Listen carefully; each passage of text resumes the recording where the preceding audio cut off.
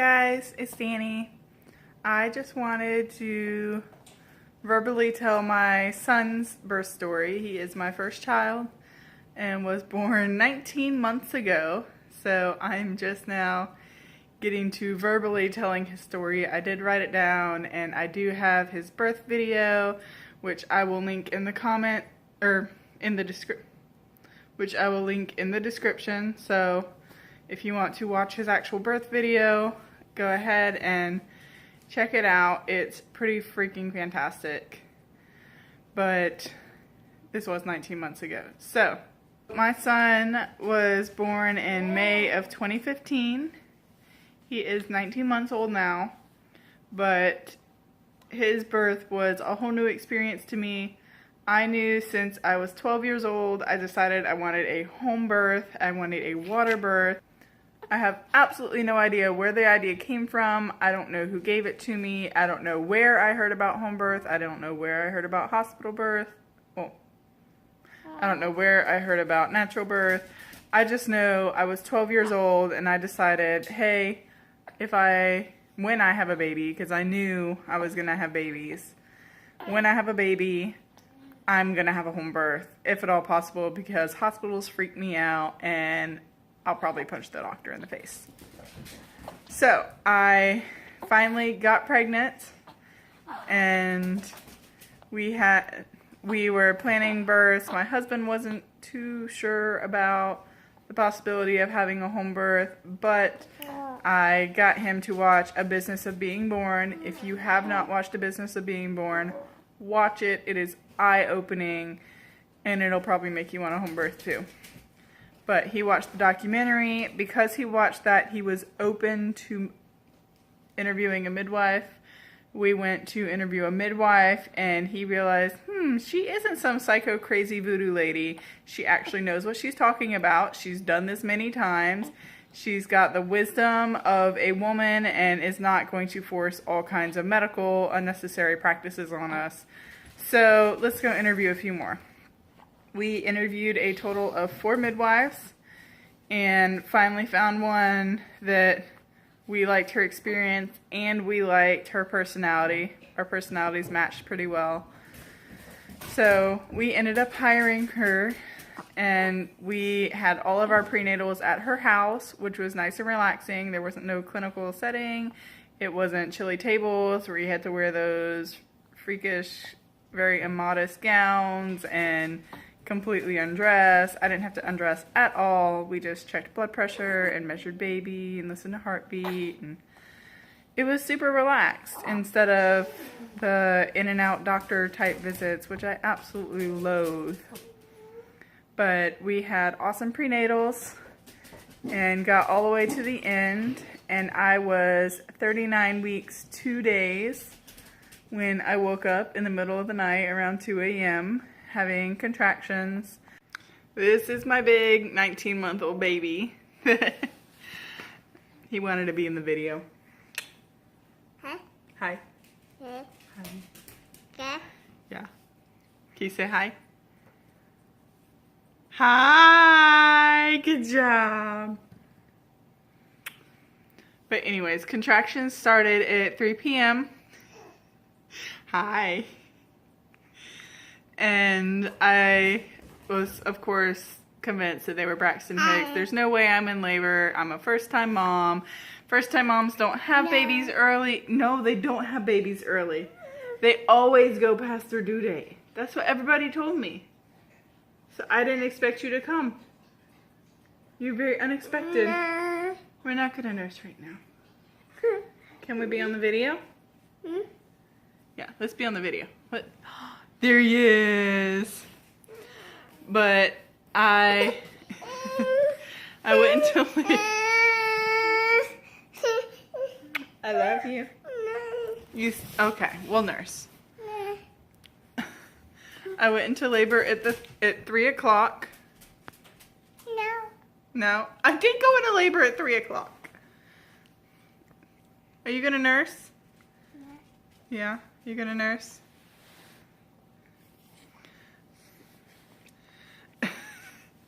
I went into labor at 3 o'clock and I was supposed to pick up my husband from work, so I cooked spaghetti for dinner, and he got off at 6, left the house at about 5:30, picked him up at 6.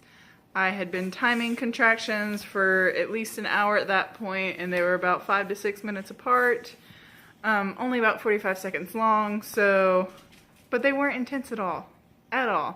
They were just there, and I could feel the tightening, and it was uncomfortable. But as my Bradley instructor said, they were very interesting sensations. They were not painful. I did tell my husband because I did not want him to see me timing and then freak out, and I just wanted him to be aware that I was having a contraction. But I kept brushing it off. No, it's not labor. It can't be labor. Labor hurts. This isn't labor. We had Bible study that night, which is why I cooked spaghetti for dinner. So we could eat on the way to Bible study. We got to Bible study, and I had a friend that was in our Bible study that was actually due 3 days before him. No, wait.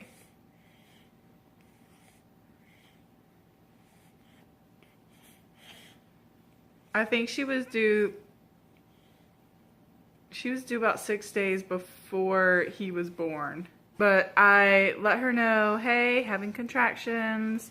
I'm just telling you because I don't want you to see that I'm having contractions and say something and freak everybody else out. So I just wanted to let you know. But it totally is not real labor.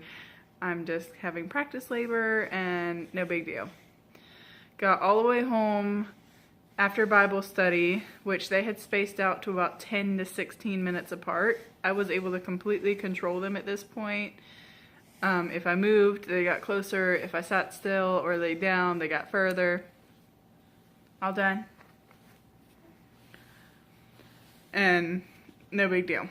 We got home. I went to bed probably around 11 o'clock. You are so cute. Probably around 11 o'clock. And hi. Which was hard to get to sleep because I was kind of excited, even though I was convinced it wasn't. I was still at that if maybe it is. I don't know. We got about an hour's sleep. I woke up at 12:30, had to pee. Just going to the bathroom, I had about 3 contractions on the way there, and on the way back. Got back in bed, was able to get back to sleep. Woke up again at 1:30, went to the bathroom, had another contraction on the way there, another contraction while sitting there, and another contraction on the way back. So I was like, okay, these are close. They're very uncomfortable, but they're still not quite painful.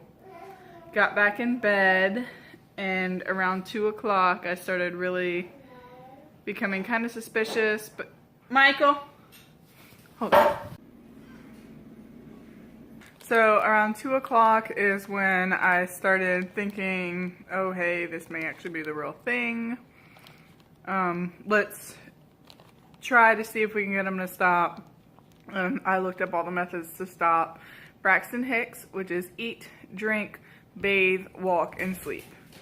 Well, it was, I did eat some Ritz crackers and cheese because that's the only thing that sounded good. I chugged 2 massive glasses of water, like probably close to a half gallon of water in about 10 minutes. That didn't work. I took a bath, or I did try to go back to sleep. That didn't work. And by then it was closer to 3. I was like, well, it's 3 in the morning. I am not taking a walk. There's no way I'm walking around the neighborhood at 3 in the morning. And if I walk around my house, my contractions are getting worse. So that's not working. And then the last one was take a bath. So I got in the tub, filled it up with, sorry, my kid's eating off the couch.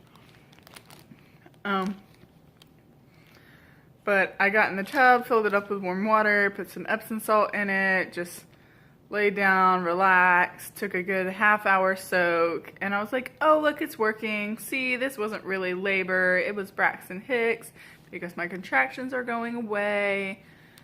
Easy peasy. Time to go to bed.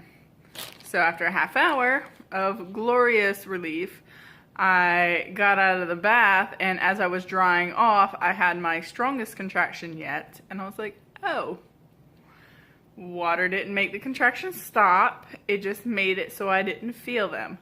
Cool, glad I'm planning a water birth. I got out the tub and I used my Bradley relaxation methods. At this point, they were not helping a whole lot because the contractions were starting to get pretty intense. And around 4 o'clock, I had my first contraction that I would have called painful. And in the middle of that contraction, I started calling my husband's name. I started patting the bed, trying to get him to wake up. I shook his shoulder a few times. I poked him. I tried running my fingers through his hair to wake him up sweetly. And when it climaxed, I was like, screw that, sweetness out the window. And I smacked him as hard as I could, just flung out my hand and hit him as hard as I could in the knee. He turned over like, what's going on? And I'm like, okay, so I'm pretty sure I'm in labor.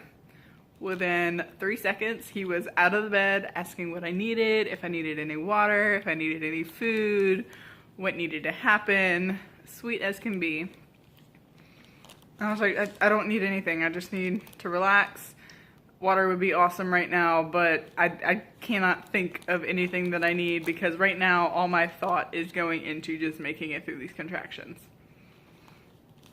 I did message my mom at around 4:45 once we established that yes, they were consistent. I started timing them again and they were about 3.5 minutes apart and over a minute long. So by this time it was generally when people go to the hospital. I messaged my mom at 4:45 because she lived 2 hours away to let her know, hey, we're pretty sure we're in labor. She packed her bags as soon as she got my message because apparently she had been waking up every hour or so. Michael, stop throwing your pumpkin seeds all over the place. But my mom rushed out of town. She already had everything packed in the bag. She was already planning on coming up that Friday. It was a Friday morning. She had already packed her bags, already had all the food ready because we were going to travel up to see my grandfather for his birthday, a 2-hour trip away from my house on the other side of her house. So that was going to happen, but it was very fortunate because everything was ready to go. She didn't have to worry and get anything together. She could just throw it all in the car and leave. Michael, stop. I'm gonna eat more of your seeds because you're throwing them everywhere. Yum. No. She got here a little bit after 6 and they started doing all the setups and stuff, getting plastic on the ground and getting the sheets changed and all that stuff that hadn't even crossed my mind yet. So we could have our planned home birth, and I just kind of sat on the couch or on the bed or wherever I was whenever a contraction hit and just focused through it. So I had no idea what they were doing. I just knew they were doing things. I spent the whole morning laboring like that. I messaged my midwife at 6 o'clock because I didn't want to message her in the middle of the night.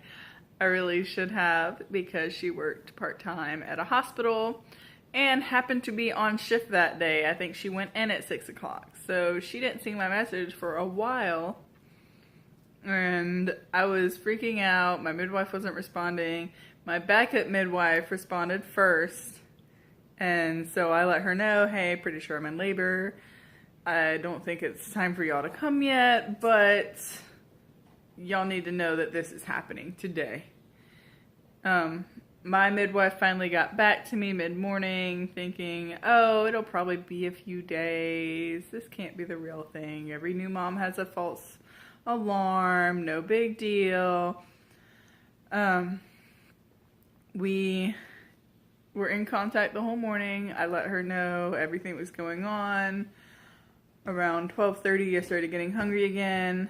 The only thing that sounded good was Ritz crackers and cheese, which I felt horrible eating because they're so unhealthy, but it gave me carbs, protein, and fats, so it gave me the energy I needed for labor. Not even a half hour later, I got nauseous. I threw up 2 or 3 times. While I was throwing up, I screamed out for my husband, and he came running, and I was like, you need to let the midwife know I'm throwing up. I'm going through transition. This is transition, so she needs to get here now because we have no idea how long transition's going to be.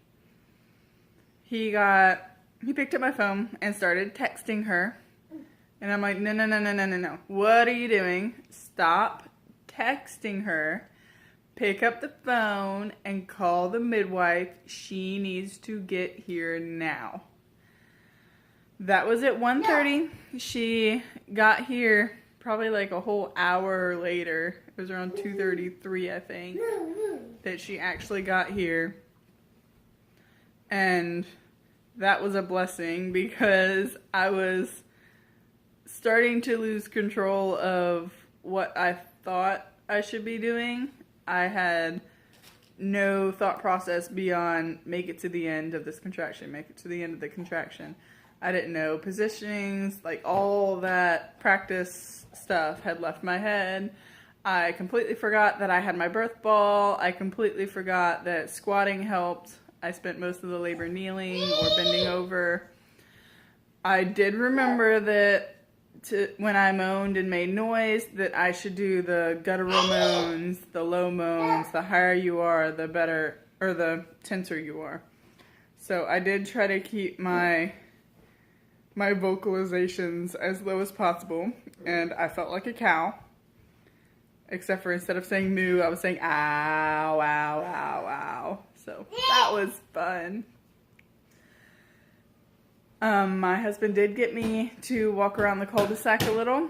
I made 3 laps around the cul-de-sac, and I had to stop around 5 times each lap. So we didn't go much further than that. And by the time the 3rd lap ended, I had to pee again. So we came back inside.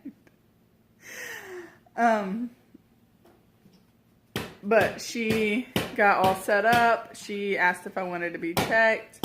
She was still convinced that it might not actually be labor, and I'm sitting there telling her, no, this is definitely labor. This baby's coming out today. They're not allowed to stay there much longer because this is not fun.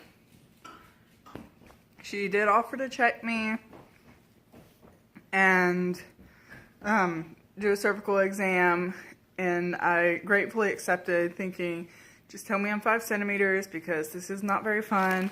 It's been going on, now that I know it actually was labor and I was just in denial, it's been going on for almost 24 hours, so I need to know. That was when she finally checked me, said 7 centimeters. I was able to get in the tub at that point.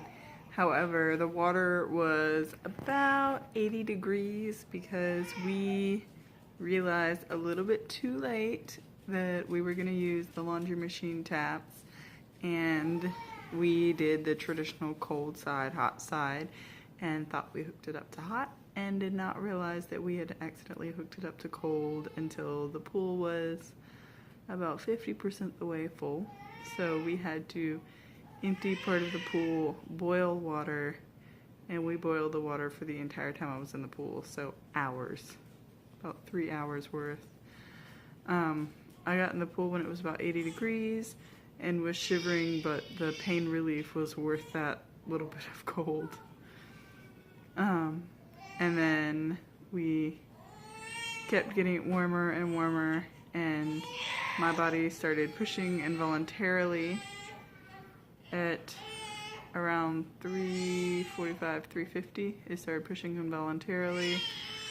She checked my cervix again, and I was a full 10 centimeters, but I had a cervical lip. So I did an asymmetrical squat with some rocking and movement, trying to get that lip over.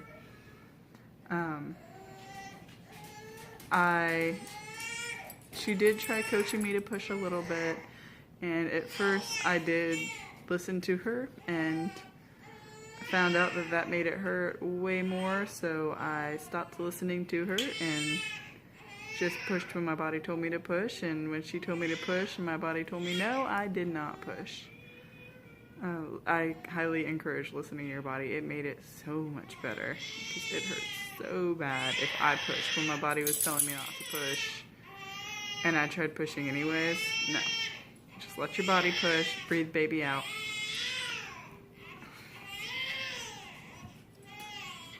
Wow, the baby's screaming. But Daddy has her, so it's okay. I ended up pushing for about 40 minutes with Michael.